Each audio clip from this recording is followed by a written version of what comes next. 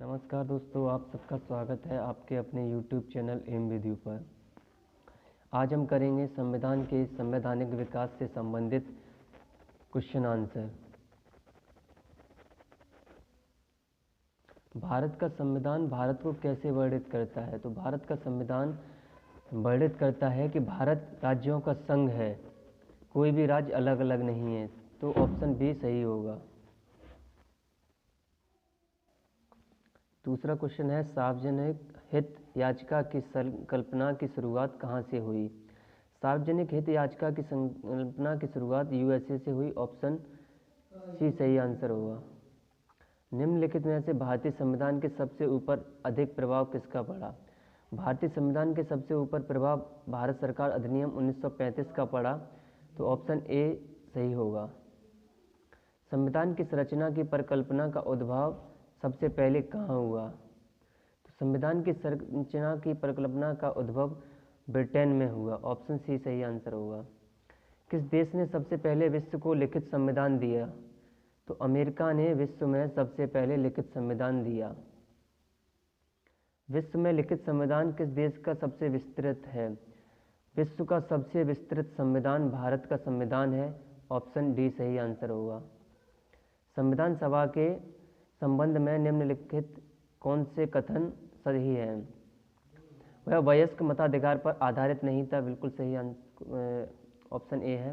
Option B, option number 2 प्रत्यक्ष निर्वाचन से परिणामित था। गलत है। ऑप्शन 3 वह बहुदलीय निकाय था। ये भी गलत है। वह कई समितियों के माध्यम से काम करता था। ये बिल्कुल सही आंसर है।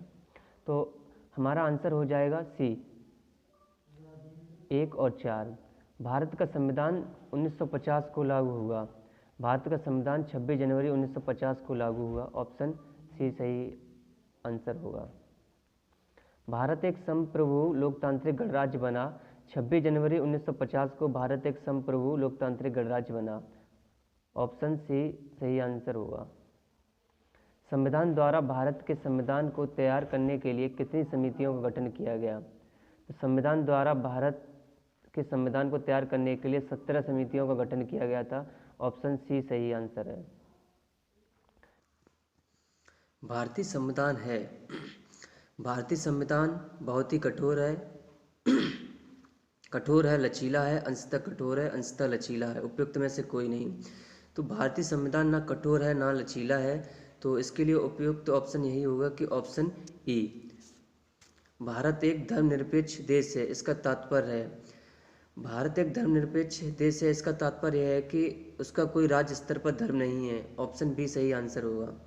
गणतंत्र होता है, गणतंत्र राज्य जहां पर अध्यक्ष वंशानुगत रूप से हो तो वह गणतंत्र होता है। कैबिनेट मिशन प्लान के अधीन बनी संविधान सभा कितने सदस्य थे?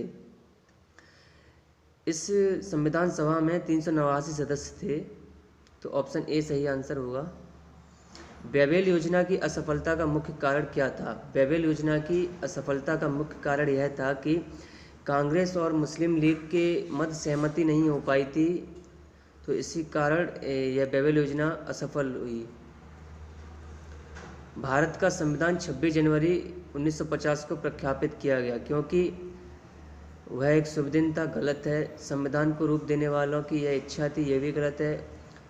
अंग्रेज इस तारीख से पहले भारत छोड़ने को तैयार नहीं थे। ये भी गलत है। इस दिन को 1929 में संविधान दिवस के रूप में मनाया गया जाता है। ये चारों ही ऑप्शन गलत हैं। इसका सही आंसर होगा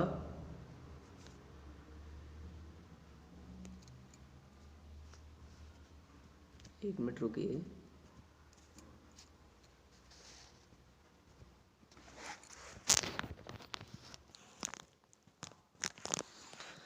हाँ, तो 26 जनवरी 1930 का पूरे दिन पूरे राष्ट्र में प्रथम स्वतंत्रता दिवस मनाने के रूप में निश्चय किया गया था। इसीलिए 26 जनवरी 1950 को संविधान को प्रख्यापित किया गया। संविधान के निर्माण में निम्न में से कौन सा दल शामिल नहीं था? तो इसमें हिंदू महासभा दल शामिल नहीं था। ऑप्शन नंबर डी सही आंसर होगा। निम्नलिखित में से कौन सा दल भारतीय संविधान सभा से संबंधित नहीं था? हिंदू महासभा इससे संबंधित नहीं था। हमारे देश का संवैधानिक नाम है भारत अर्थात इंडिया। ऑप्शन बी सही होगा। स्वतंत्र भारत के प्रथम कानून मंत्री कौन थे? स्वतंत्र भारत के प्रथम कानून मंत्री डॉक्टर B.R. अम्बेडकर थे। ऑप्शन डी सही होगा। सर्वोच्च न्यायालय ने किस मुकदमे में यह बनाया रखा कि प्रस्तावना संविधान का भाग नहीं है? तो बेरुवारी मुकदमा में सर्वोच्च न्यायालय ने यह बनाए रखा कि प्रस्तावना संविधान का भाग नहीं है। गीत जनगण मन को भारत के राष्ट्रगान के रूप में किस वर्ष स्वीकृत किया गया? तो 1950 में जनगण मन को स्वीकृत किया गया। भारत का अंतिम अंग्रेज वायसराय लॉर्ड माउंटबेटन थे। स्वतंत्रता प्राप्ति के पश्चात भारतीय राष्ट्रीय कांग्रेस का प्रथम बार विभाजन कब हुआ? 1969 में स्वतंत्रता प्राप्ति के बाद भारतीय राष्ट्रीय कांग्रेस का पहली बार विभाजन हुआ। पूना समझौते ने सांप्रदायिक अवार्ड प्रायोजन विफल कर दिया। कारण है इसने अनुसूचित जाति एवं अनुसूचित जनजाति के लोगों के लिए संसद एवं राज्य विधानसभाओं में सीटों के आरक्षण के मार्ग को प्रशस्त किया। ए और आर दोनों ही सही हैं और आर एक ही सही व्याख्या करता है। संविधान में किसका सबसे अधिक प्रभाव संविधान के आपातकालीन उपबंध के ऊपर रहा? तो जर्मनी का वेमर संविधान का सबसे अधिक प्रभाव आपातकालीन उपबंध पर है। आनुपातिक प्रतिनिधित्व ऐसे देश के लिए आवश्यक है जहां आरक्षित निर्वाचन क्षेत्र नहीं है, दो पार्टी सिद्धांत विकसित नहीं है, राष्ट्रीय प्रणाली संसदीय प्रणाली का संयोजन। ये तीनों ही गलत है, इसका आंसर होगा इनमें से कोई नहीं। निम्नलिखित में से संविधान का कौन सा एकात्मक लक्षण है? तो राष्ट्रपति किसी भी राज्य का शासन अपने अधिकार में ले सकता है यदि संविधानात्मक मशीनरी ठप पड़ गई हो। एकल संगठित न्यायपालिका, राष्ट्रीय आपातकालीन घोषणा, ये सारे ही संविधान का एकात्मक है। संविधान की प्रारूप समिति के समक्ष प्रस्तावना को प्रस्तावित किया। तो जवाहरलाल नेहरू ने संविधान की प्रारूप समिति के समक्ष प्रस्तावना को प्रस्तावित किया था। प्रस्तावना में उपयोग किए गए समाजवाद और धर्मनिरपेक्ष शब्द कब जोड़े गए? तो 42वें संविधान संशोधन के द्वारा 3 शब्दों को जोड़ा गया। PSA शब्द से ट्रिक याद कर रख सकते हैं। पंथ निरपेक्ष, समाजवाद और अखंडता, तीनों ही शब्दों को 42वें संविधान संशोधन 1976 में जोड़ा गया।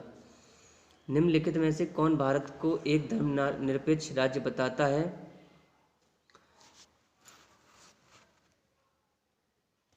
तो संविधान की प्रस्तावना भारत को एक धर्मनिरपेक्ष राज्य बताती है।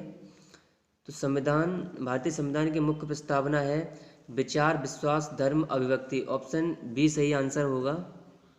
निम्न में से कौन सा भारतीय संविधान की प्रस्तावना का एक भाग नहीं है? तो धर्मनिरपेक्ष भाग था पहले, जिसे बाद में पंथ निरपेक्ष बदल दिया गया। समाजवाद है, प्रजातांत्रिक गणराज्य भी है, फेडरलिज्म नहीं है। तो ऑप्शन डी सही आंसर होगा। भारतीय संविधान की मुख्य प्रस्तावना है, ये अभी क्वेश्चन हम कर चुके हैं।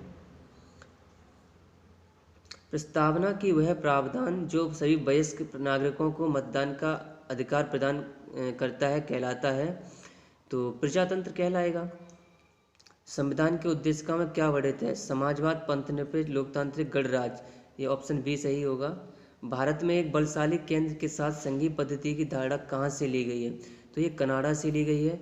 निम्नलिखित में से कौन सी एक विशिष्टता संविधान निर्माताओं द्वारा संयुक्त राज्य अमेरिका के संविधान से ली गई है? तो न्यायिक पुनर्वीक्षा, मूलभूत अधिकार, सर्वोच्च न्यायालय के न्यायाधीशों की बर्खास्तगी, तीनों ही लिए गए हैं। तो ऑप्शन इसके लिए डी सही होगा। भारतीय प्रशासनिक ढांचा का मॉडल निम्नलिखित में से किस देश से लिया गया है? तो भारतीय प्रशासनिक ढांचा का मॉडल ग्रेट ब्रिटेन से लिया गया है। बिहार राष्ट्रभाषा परिषद गठन कब हुआ? तो इसका 1950 में हुआ। भारतीय शासन व्यवस्था में एक प्रतिनिधि एवं लोकप्रिय घटक को समाविष्ट करने का पृथक प्रयास किसके द्वारा किया गया? तो भारतीय परिषद एक्ट 1861 के द्वारा किया गया। निम्नलिखित में से कौन सा भारत में समस्त ब्रिटिश संवैधानिक प्रयोगों में सबसे अल्पकालिक सिद्ध हुआ? तो पिट्स इंडिया एक्ट 1784 सबसे अल्पकालिक सिद्ध हुआ। विभिन्न धार्मिक संप्रदायों तथा अन्य दलों द्वारा प्रदर्शित की गई अलगाववाद तथा प्रथा निम्नलिखित में से किसका विशिष्ट लक्षण था? तो भारत सरकार अधिनियम 1919 का लक्षण था। संविधान सभा के सदस्यों ने भारत के संविधान का प्रारूप तैयार किया। तो विभिन्न प्रदेशों की विधानसभाओं से चयनित सदस्यों ने संविधान सभा का प्रारूप तैयार किया। इनमें से जुलाई 1946 में गठित संविधान सभा के सदस्य नहीं थे। तो डॉक्टर राजेंद्र प्रसाद संविधान सभा के सदस्य थे, के.एम. मुंशी भी थे, अबुल कलाम आज़ाद भी थे। तो महात्मा गांधी संविधान सभा के सदस्य नहीं थे। भारत की संविधान सभा का अस्थायी सभापति थे। तो श्री सच्चिदानंद सिन्हा संविधान सभा के अस्थायी सभापति थे। संविधान का मसौदा तैयार करने वाले समिति ड्राफ्टिंग कमेटी के अध्यक्ष कौन थे? तो B.R. अम्बेडकर ड्राफ्टिंग कमेटी के अध्यक्ष थे। निम्नलिखित में से कौन भारत की संविधान निर्माती सभा का संवैधानिक सलाहकार था? तो B.N. राव संवैधानिक सलाहकार थे। 11 दिसंबर 1946 को किसे संविधान सभा का स्थायी अध्यक्ष चुना गया? तो 11 दिसंबर 1946 को संविधान सभा का स्थायी सदस्य डॉक्टर राजेंद्र प्रसाद को चुना गया। और दोस्तों इस चैनल को सब्सक्राइब कर लीजिए, बेल आइकन को दबा लीजिए, जिससे कि मेरी आने वाली अगले वीडियो का आपको नोटिफिकेशन मिल पाए।